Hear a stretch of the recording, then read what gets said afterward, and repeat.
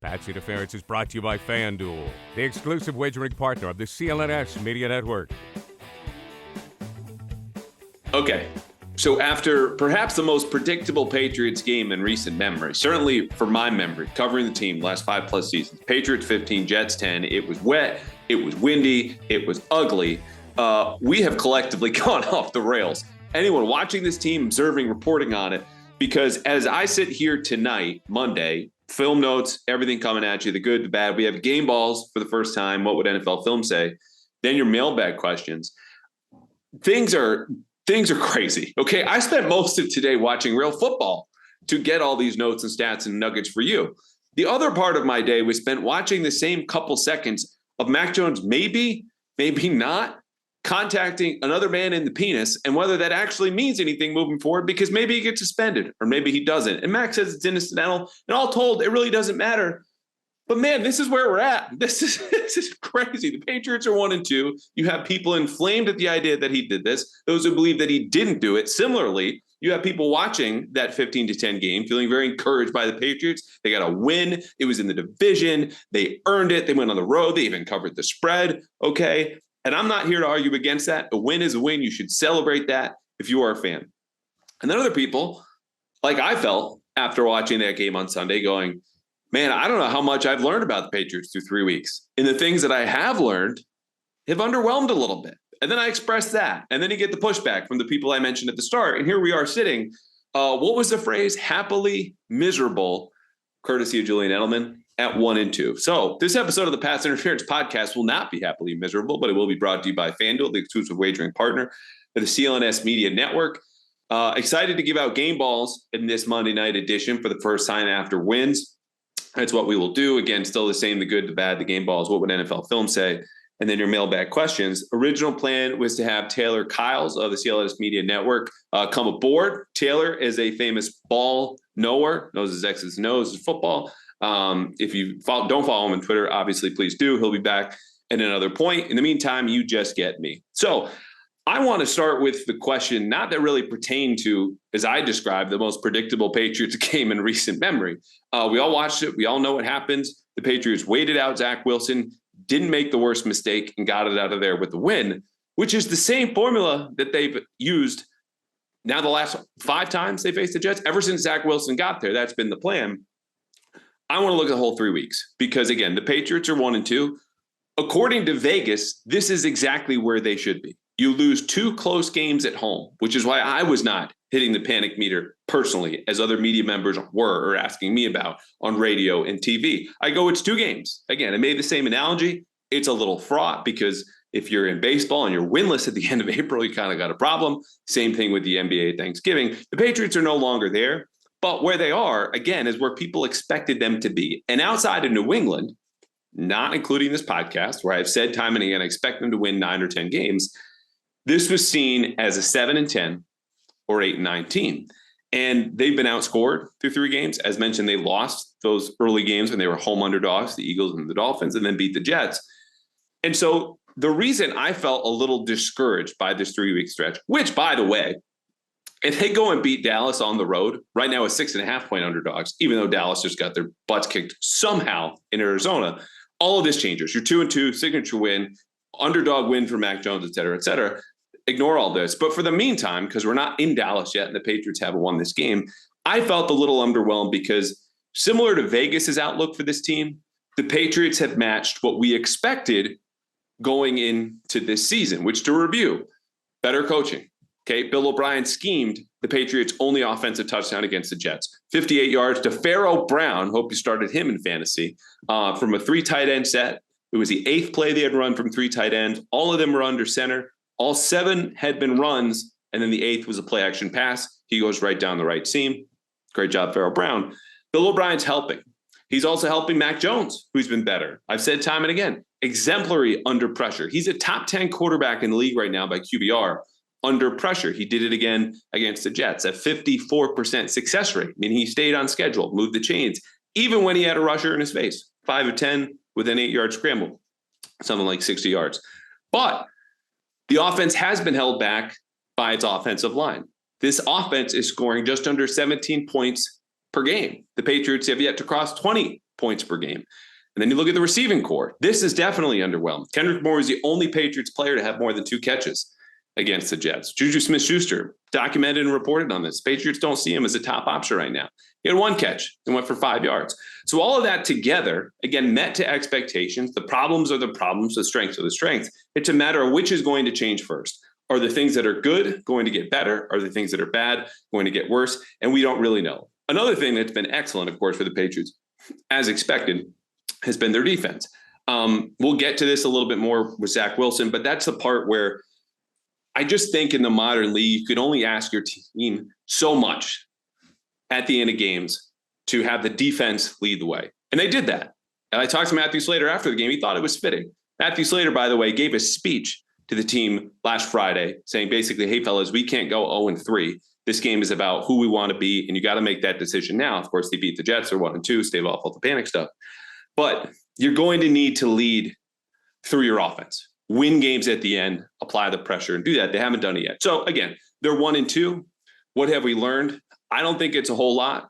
Mac being better under pressure right now has had some payoff. They're not as obvious as a fourth quarter comeback would be, or making a long touchdown pass in the face of pressure. He is, by the way, as far as deep passing goes, second worst in terms of completion percentage, 20-yard passes downfield. I'm not too worried about that just yet. I'll explain why later. But there are payoffs because I mentioned Pharaoh Brown's touchdown. Again, a culmination of better quarterback play, coaching, and scheme. The play before that, Mac had an 15-yard completion to Demario Douglas, third down, in the face of pressure, lost it just over the reach of a Jets defender, completes it, first down, next play, boom, over the top. Patriots go up then 10-0. So the payoffs are coming. They're just not directly linked, I think, in the greater collective memory understanding of the fan base that, hey, this is important. Mac's better than he was a year ago, where he didn't even need a sack. He just needed to get close to him, and he was spooked in throwing the ball away. So I look at this group, again, slightly discouraged while understanding and preaching it is only week 4. As much as we think we know things, and you've heard me say this before, I'm sorry for the folks who are hearing it for the billionth time, the NFL smacks us across the face in September and says, you know nothing yet. And if you don't believe me, just ask the Cowboy fans who you'll be sharing a viewing experience with this Sunday as they lick their wound from that loss at Arizona. Okay, let's get to it. The good, the bad, game balls, and what would NFL film say? The good, I mentioned Mac under pressure. We can skip that. Let's get to the run game. 157 yards, season high. 3.9 yards a carry. Not great, but fine. Ezekiel Elliott and Ramondre Stevenson combined to average almost 2.5 yards per carry after contact. That'll get the job done. That was better than they had against the Eagles. It was better than they had against the Dolphins. So people were, a little, I don't want to say queasy, but kind of uneasy about Mondre's performance. Yeah, he hasn't been explosive. The fantasy numbers probably aren't what you want. But together, this is exactly what you want. Zeke keeping Mondre fresh. Zeke getting to 80 yards a season high and getting more comfortable in the system. And it wasn't just that he kind of powered forward on some sort of yardage stuff, which we talked about against Miami. Their success rate was, 50%. Again, how often are you staying on schedule? Running the ball, they did that. 3rd and 1, it was automatic. This was his vision, knowing when to cut back and get those extra yards, where sometimes he didn't even have contact to get through. He just saw an open lane that wasn't supposed to be there. So the run game is encouraging not only because of those guys, but as I've said before, one of the 2 main factors that determine whether you're going to run the ball at all. And neither of them are the running backs. It's the effectiveness of your offensive line blocking, and then defensively, what the box count is. And against the Jets, who are primarily it comes from a cover 3 system. So you have the single high safety and a 7th or 8th man in the box, but they played a lot of quarters, cover 4, 6. That means 2 deep safeties. They crept into the box because the Patriots drew them in there and then motioned them out. Sometimes it was a tight end moving out. Sometimes it was Ramondre Stevenson and 2 back personnel groupings going out there. They tried to lighten the box and then attacked. And they could do this because Trent Brown balled out. Left tackle, not only 0 pressures allowed, 0 run stuffs allowed. One of their first runs was a 12-yard toss to the left side. That's what you need. And off to the right side, Mike Onwenu, who I wrote, and I think it's true, so I wrote it, is still knocking off some rust. They averaged 8.5 yards per carry going behind the right guard. That'll do. So In between them, David Andrews, clean sheet, great game for him. Cole Strange got some issues, but overall, this run game got better because Zeke is settling in. They're eliminating that box count, pulling defenders out to give them more room to run, and the offensive line is coming along. Part of that, of course, is health. Vidarian Lowe started at right tackle, wasn't any better than Calvin Anderson. We'll get to him later. But overall, the run game was encouraging. You're going to need that for an offense that until you get, more explosive plays at a Demario Douglas, or scheme them through play action, which they're still not running a ton of play action, only got to 20% against the Jets. And that's frankly too low for my liking. I think it should be theirs. You're going to have to stay on schedule. You're going to need to run the ball because you're not going to get those big chunk plays. Snap into NFL action this season with America's #1 sportsbook. Right now, new customers get $200. That's 200 in bonus bets guaranteed when you place a $5 bet. That's $200 in bonus bets, win or lose. So if you've been thinking about joining FanDuel, you hear me make these ad reads, and hopefully don't fast forward. Get your money and get into the action right now. The app is easy to use. There's a wide range of betting options, including spreads, player props, over-unders, and lots more. Visit FanDuel.com/Boston and kick off the NFL season. FanDuel, an official partner of the NFL. $200 in bonus bets with just your first $5 bet.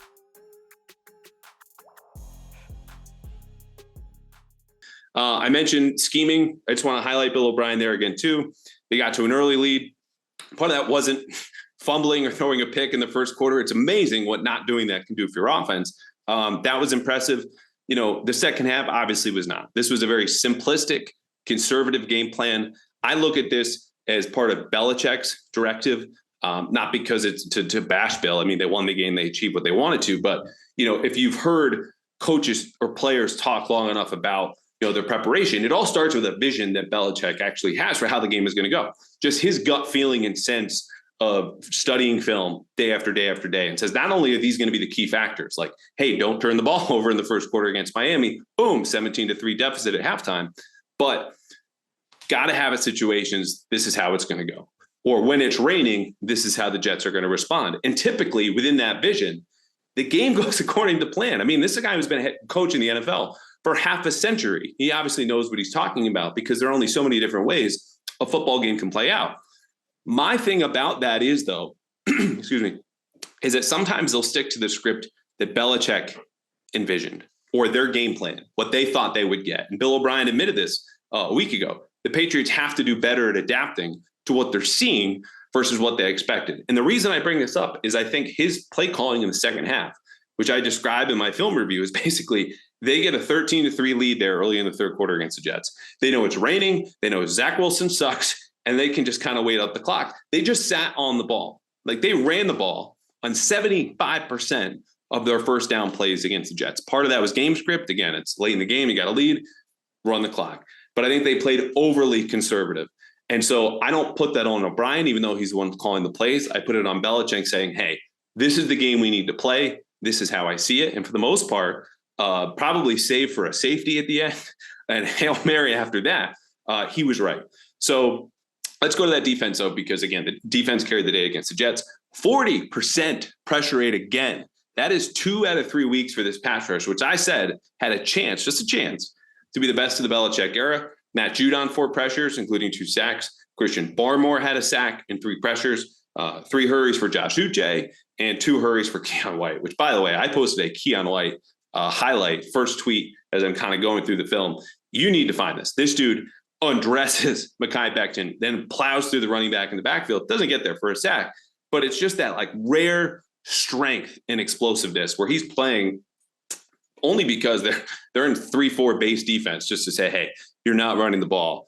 Give it to Zach, and we'll take our chances with that. But overall, the pass rush was great. And when you look at that and you kind of unpack some of the numbers, it wasn't just the 40% pressure rate, which they had also against the Eagles and not against Miami, because as we documented, Tua was getting the ball out as quickly as humanly possible. This was about smart blitz pressure because the Patriots, and this encompasses some coaching too, the Patriots blitzed Zach Wilson on his first 4 true dropbacks. So what I mean by that is his first pass attempt was actually an RPO. He could have handed the ball off, instead fired a bubble screen, their first play from scrimmage. But the next 4 times, which are all second or third and long, Patriots are sending blitz pressure because they know that Zach Wilson melts like an ice cream cone under a hot sun in June, under pressure. He did it last year. He's done it this season. He did it against them. What this also did was allowed Steve Belichick then to stay a step ahead because, hey, again, you blitz Zach Wilson, that's going to be free money. But once the Jets start to expect it and they start to max protect, meaning they keep in at least 7 blockers, extra tight end, running back, or both, then they can kind of dam that pressure up, give him a little bit of time, and maybe he finds someone downfield or gets out of the pocket, improvises, and creates a big play that way. Well, the Jets start to max protect there in the second quarter. And Steve Belichick says, I'm going to show you blitz, and then I'm going to back out of it. And so this cat and mouse game worked for 3 quarters until the fourth, when the Jets get that 1 touchdown drive, which started with better running. Devon Gottschall was out at that point. Daniel Akawale, who's a rotating pass rush specialist, a defensive tackle. He's out with an elbow injury. So naturally, there's kind of a soft middle there where Christian Barmore is like, I didn't ask for any of this, especially playing nose tackle as someone who's a giant human being, but undersized to play nose tackle. The Jets get their run game going. Wilson gets more comfortable. You see him hit a sideline pass against cover 2, which the Patriots played a lot of. And we talked about this before. You've got a flat defender covering up to about 7 to 8 yards off the line of scrimmage, then a safety in the deep half who's usually 15 to 20. So between that 8 to 15 yard space down the sideline, that's open. It's called the honey hole. And so Wilson passed up a shot there on 3rd down in the second quarter when he just threw a quick check down, rally, tackle, Jets have to punt deep in their own end. On this drive in the fourth quarter, because they started to run the ball better, the Patriots pick up their blitz pressure, but don't get home. He gets more comfortable. He gets in a rhythm. He hit that honey hole shot to Allen Lazard, who then got clobbered by Kyle Duggar. Not a deal I would personally make. 14 yards for Kyle Duggar taking my head off, but they did go down and score that touchdown. So Steve Belichick was a step ahead until that drive. They adjust and eventually know we're going to win out. And they did, because that next series, Judon gets a safety. After that is 3 straight incompletions. Zach Wilson goes, 4th and 10. Why don't I throw this into the flat? 1 yard turnover on downs. And of course, they hit the ball again because the offense can't finish, but we'll get to that in a second. Last one for the good. Christian Gonzalez, stud. That's it. It's what we saw dating back to the spring, which didn't mean a whole lot for non-padded OTAs throughout the summer, the opener, the second game against Tyreek Hill. Like, he is walking through the fire right now, baptism by fire. He is just straight on through it like that gift. And he is fine. And it's not only just that these are good receivers. These are good receivers of different body types and capabilities, like the straight speedster, Devontae Smith, different from the yards after catch monster and A.J. Brown. Tyreek Hill is a one-of-one. And then Garrett Wilson's an exceptional route runner, got that deep speed. And Gonzalez was all over it. He allowed 2 catches for 18 yards. You'll take that every single week when it's your top corner against their top receiver. And I'll say this, even though Jack Jones was out, Jonathan Jones was out, and Marcus Jones was out, the Patriots didn't have Gonzalez shadow Garrett Wilson like I thought they might. Would have felt comfortable with that. They said, we'll play a lot of zone. I mentioned cover 2, some cover 3 in there, some quarters. And then when it came to critical situations, that's when they said, okay, Christian, find 17, take care of 17. And he did. All right, on to the bad. I mentioned run blocking. So 157 yards, very good. 3.9 yards per carry, not great. One other number I want to throw in there, because I keep talking about success rate, staying on schedule. They have to do it. Again, this is going to be a very steady Eddie offense on explosive plays. 4.6 yards per carry on first down. That'll do. That means you're on schedule. That means you're getting enough yards. But the Patriots, as far as the bad goes, did not get enough yards at the end of the game. 3 separate drives in the last 5.5 minutes. Can't have it. It's the opposite of can't have it. These are got to have it situations, and they just couldn't come through. Now, part of it was the first down running went from 4.6 yards per carry down to 2.3. So right then, 4.6, if it's 1st and 10, you get that, you're on schedule. That is 100% success rate for that one play. If it only goes 2 yards or 3 yards, that is 0% success rate, because you did not get 40% of what you needed on 1st and 10. So they're behind a little bit more. What set them really far behind were 2 passes.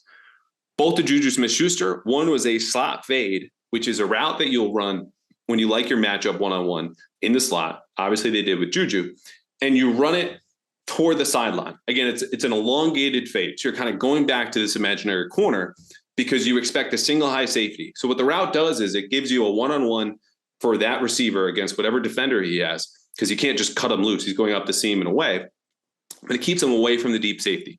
Mack and Juju couldn't connect on that or an ensuing drive, their penultimate drive, the second to last one, where Juju runs a similar route, but this time they incorporate a rub from Kendrick Bourne. The rub didn't get there. Neither did Juju, and the pass was well wide. Phil Perry of NBC Sports Boston, front of the podcast, reported that some of these throws were, okay, my guy or nothing, which is just the quarterback saying, he'll catch it or no one will. And that speaks to what I spoke about before. The Patriots seeing this game, going, we don't screw up. If we just wait them out. And as Belichick said after the game in the locker room, no turnovers, will win. They took that pretty damn close, like 54 yards away from a Hail Mary is how close they came from losing this game with that game plan. Obviously they didn't, but the fact they couldn't finish 3 separate drives was a real bummer considering the play of their offensive line to date. The running backs were playing well. The Jets have a hell of a defense. Don't get this twisted, but you need to finish those wins because, again, they asked their defense to do something I don't think is frankly sustainable. Okay, guys, taking a quick break from the football to talk about a new Pats Interference partner, AG1. It's a daily nutritional supplement for whole body health. I gave AG1 a try, frankly, because they gave me a call. But now after months of using AG1, I am giving you a call because I take 1 scoop of AG1, mix it into a glass of water every morning before breakfast and drink it. And right then and there, I know, regardless of how long my day goes, how stressed I get, or how busy I am with work down in Foxborough, I have taken care of my vitamin, mineral, and nutrient needs. I have taken care of my body, and it makes me feel great. And as they say, you are what you eat. And what AG1 is a science-driven formulation of those vitamins, minerals, and probiotics, all whole food source nutrients that support your energy, focus, strength, and mental clarity every single day. Who doesn't need that mental clarity, especially nowadays? And AG1 as a whole is raising the standard for quality in the supplement category. That goes for you folks taking the 1 pill a day.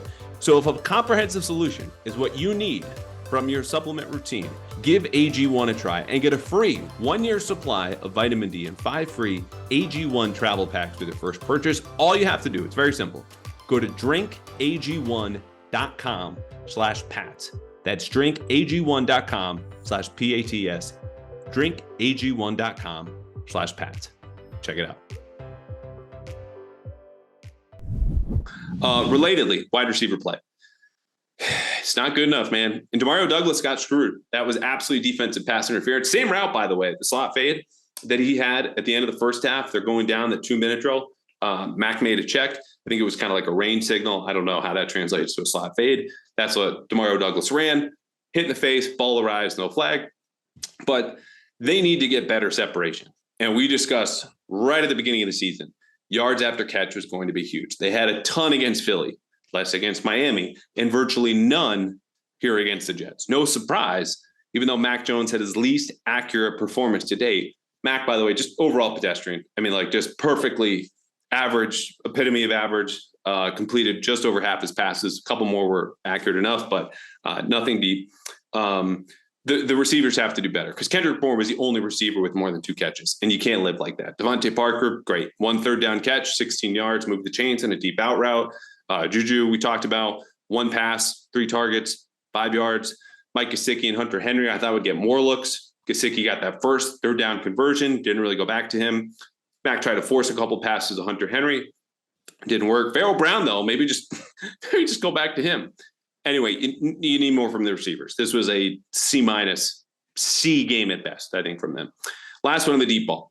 I said I'm not worried about this really in the long term. That's the truth. But when you're 0 for 5 on passes that are 20 yards or longer, just straight through the air, that's not going to cut it. Because Mac on the season is 2 of 16 in that department. And a lot of those have gone to Kendrick Bourne. I think for now you need to scrap those because when you looked at Bourne last year, even the year before, he wasn't really necessarily succeeding on those routes. Like he had a couple nifty catches. I remember one specifically against Cincinnati Christmas Eve last year, but that's not his game. You need to get him in space. Like this is a guy who was taking jet sweeps when McDaniels was here, drag routes. That was his last catch. It only went for 2 yards, but short stuff, get him run. He's a stronger guy. He added 15 pounds of freaking muscle this year. Put that to use. It's not downfield against Sauce Gardner, who did give up 2 catches, by the way. The reason I'm not overly concerned about this 2 of 16, it's not even a small sample thing. It's when you look at the defenses that the Patriots faced. The Eagles preferred a 2 high structure with Sean Desai, their new defensive coordinator, who learned under who? Vic Fangio. Vic Fangio, famously, too high structure, prevent the deep play, will let you have everything else underneath and kind of play downhill. The Jets, as I mentioned, are not a team that abides entirely by that same system, but have leaned into more too high structure in defense. And so the Patriots sucked them in a little bit with their personnel usage, all this 13 personnel, 3 tight ends. But the Jets still don't give up deep plays. Like, that's not how teams beat them last year. That's why the games were so close against them for the Patriots. Not only just their offense was a mess, but they couldn't generate any big plays. They got a couple, Farrell Brown, and then a few running plays.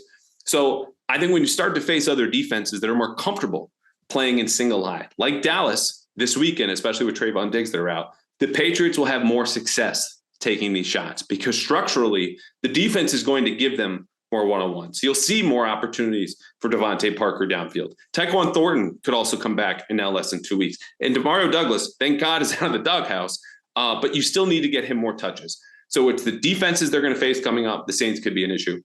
But also I think the players that are coming back either from the doghouse or from IR that I want to give it a couple more weeks before I go, this is a real issue. Because yes, Mac has been incredibly inaccurate on those throws, but I just want to give it a little bit more time. Okay, game balls. Matt Judon, 2 sacks, 2 points. That'll do.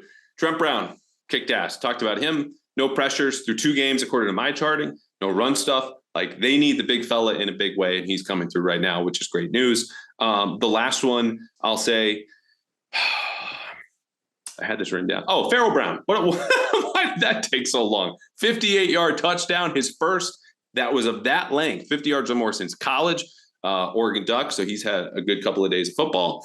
Had another 12-yard catch, led the team with 71 yards, had a couple killer blocks too on the edge where he's handling defensive ends. And like Jermaine Johnson's not a big dude for the Jets. He's only like 6'2", 262.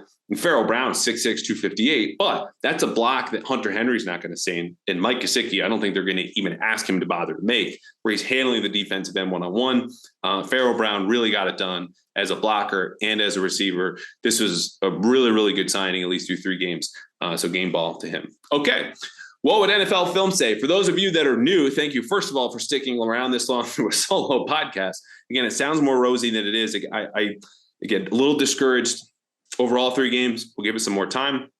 But as far as NFL Film goes, this is going to be as rosy as you can be when it comes to a Hail Mary coming that short of putting you down to 0-3. You're going to focus on the rain.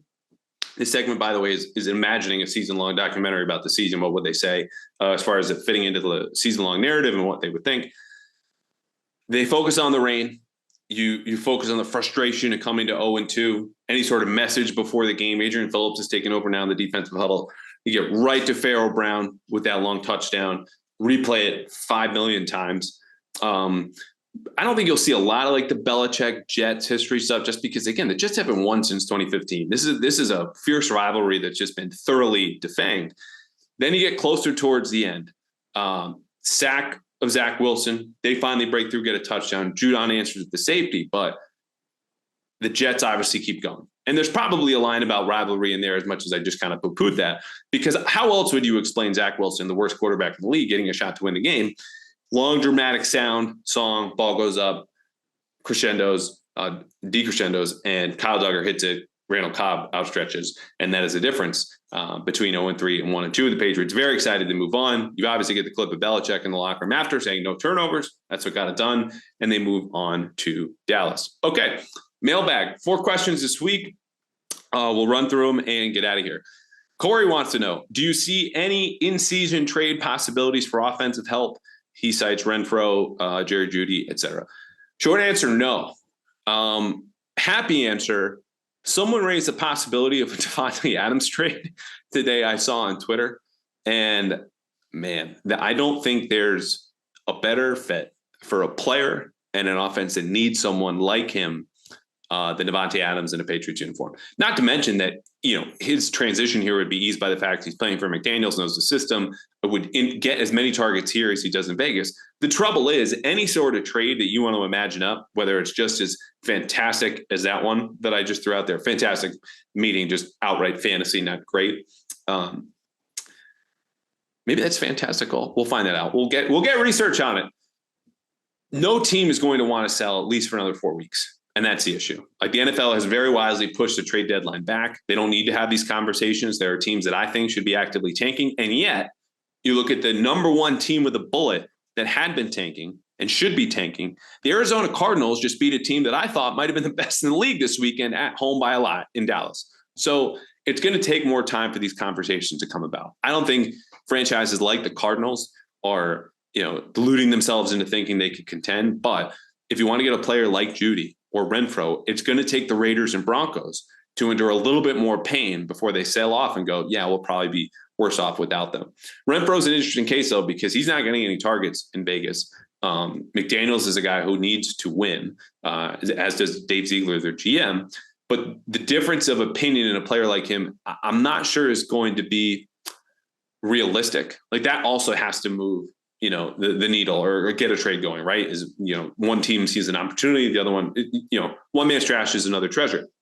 If the Patriots like Hunter Renfroe, they might ask, well, why doesn't McDaniels, who comes from the same program at Cloth, we cut him from here? What's the deal with his fit in that offense? Maybe they take a swing anyway. I don't think so because you got plenty of guys who play in the slot, but I should have just stuck with the short answer of no. Guy, speaking of receivers, is Juju Smith-Schuster running the right routes? He cites fourth quarter, third down, rub route. We already talked about this. If he stays flat to the sideline, he's open. Mac puts the ball outside and short because that's the only place it could go. He kept running on, big miss. So as I detailed in credit Phil Perry for this, his understanding was Mac did that just to avoid a worst case scenario, an interception, which Patriots couldn't have. It was drilled into them all week. No turnovers, celebrated afterward like a battle cry. Yes, I think he's running the right routes. I don't think the route was precise. I don't think they got enough friction there to spring him free. But part of it was Mac's throw, and part of it was just the timing was off on that. So Mac said, F it, we'll just throw this out. Ashley, quote, "Hi, Andrew. I thought Lowe looked really good at right tackle against the Jets. What did you think of his performance? And do you think we will see the same starting five going forward?" Ashley, I hate to break it to you. I was not as high on Vidarian Lowe as you were. I had him down for 4 hurries and a quarterback hit. There was another quarterback hit I didn't give to him, but it was his guy that eventually did contact Mac. And part of that is timing. When does Mac supposed to have the ball out? Is Mac stepping into the pressure? So those 5 pressures were the most among any Patriots offensive lineman. He has mostly played left tackle, even going back to college. So not only just going 1 week, flipping from left to right, but from left to right where you're used to a place that you're not is difficult. I don't think we'll see the same starting 5 moving forward, partly just because we're heading into week 4 and this line is going to try to figure out its best combinations. Like this is still a team that, has Tyrone Wheatley Jr., Calvin Anderson, Riley Reif could be coming back, and Vidarian Lowe. Like that's a question I don't think they have an answer to. And Lowe definitely didn't play well enough to cement his spot there. But we could. I mean, they made the change after 2 weeks with Calvin Anderson. So he might be in a place of just depends on practice this week. And that's what they go with. All right, last one. Cheeseburger Posse. He wants to know about Marte Mapu. Quote, "How's Mapu looking through 3 games? Haven't noticed any real impact plays other than the penalty last week. Are they easing him in?" So this is, and I'm glad you brought this up, an understated storyline, not because it's significant. We're not missing anything big here. He's not playing, more than 20% of the snaps in any of these games. He's rotating in sometimes when they go to big nickel, but it's not only Marte Mapu who's not playing a whole lot. Even when they go to 3 safety looks, it's Adrian Phillips. Phillips played, I think, 6% of their snaps against the Jets. And some of those were in these quarter looks where at the end of the game, it's just like giant prevent defense. You've got 7 defensive backs. Some people call them dollar to avoid the confusion of quarters coverage versus a quarter package. So I think it just goes back to what I said a month or 2 ago, and I sounded like kind of a wet blanket when it came to Mapu. Really excited what I saw in training camp. OTAs are great. I just don't know what his path is to playing time because you've got Duggar, you've got Jabril Peppers in there. When they go to dime packages, they've got Jalen Mills, who's playing free safety, making those calls and playing back deep. And then Phillips is not playing a whole lot, but Mapu's pretty much playing less. So I think they're trying to keep most of those guys free. Like Duggar's going to play every snap that he can. But they're just waiting because he's at their deepest position. He's a good player, but he's not someone who's forcing his way onto the field yet. And he's just going to take his time. The good news is he told our friend Doug Kyde, He's learned basically every position on the defense for every play. So if he can fill in, he will. All right, that'll do it. Hope you enjoyed this episode. We are going to try to incorporate more guests on Mondays if we can get them. We're 0 for 1 here so far, but the Patriots are 1-2. If you have any sort of feedback, please hit me on Twitter @_Andrew Callahan, Callahan on Boston at BostonHerald.com. Ton of feedback, of course, this week after a game like that. Marching on to Dallas, this whole conversation that we've had through September could really change if they get a win. I don't know if they do, but you will know what I think they will do. And our next episode should be out Thursday night or Friday. Until then, have a great week. Take it easy and revel in the Patriots' first win of the season. Hey guys, football season being underway means our busiest season is underway. School is back in session. You're going back to work. Some of us are going down to Gillette Stadium to hear Bill Belichick say nothing to your face. But either way, if you were looking for convenient, wholesome foods during your jam-packed day, look no further than Factor, America's #1 ready-to-eat meal kit, which can help you fuel up fast with chef-prepared, dietitian-approved, ready-to-eat meals, and they're delivered straight to your door. They're delivered straight to my door. My wife and I have them now just about once or twice a week because it saves time. We eat well and stay on track with our healthy lifestyles. And right now, you can choose from 34 weekly, flavor-packed, fresh, never-frozen meals, all ready to eat in 2 minutes. These are calorie-conscious, nutrient-rich. You can try any of them. Again, dietitian-approved. If you need an extra boost, try the Protein Plus meals with 30 grams of protein. Those are my favorite. So head to factormeals.com/Callahan50 and use code Callahan50, my last name, to get 50% off, 50. It's CALLAHAN50 for 50% off. That's code Callahan50 at factormeals.com/Callahan50 to get 50% off.